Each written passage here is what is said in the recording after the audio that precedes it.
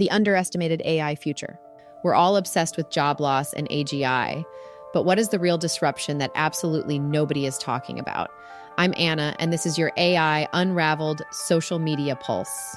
A trending strategy thread is currently identifying the unseen AI future.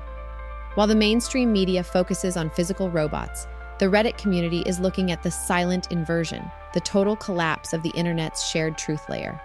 Insiders are warning about the rise of bespoke realities. Imagine an AI that uses your smart speaker's camera or your phone's sensors to monitor your pupil dilation and heartbeat in real time. It doesn't just answer your questions. It tunes its personality and the information it gives you specifically to keep you engaged and compliant. We aren't just losing our privacy. We might be losing our objective reality. Some users are even predicting AI cannibalism, where the web becomes so filled with AI-generated slop that human-created content becomes a luxury good, available only to the elite. Don't let your information bubble be built for you. Take control with JomgaMind. We turn the most complex news and mandates into 60-second audio intelligence, giving you the facts without the bias. Visit jomgamind.com today. Is the future of AI actually a battle for our attention and our sanity?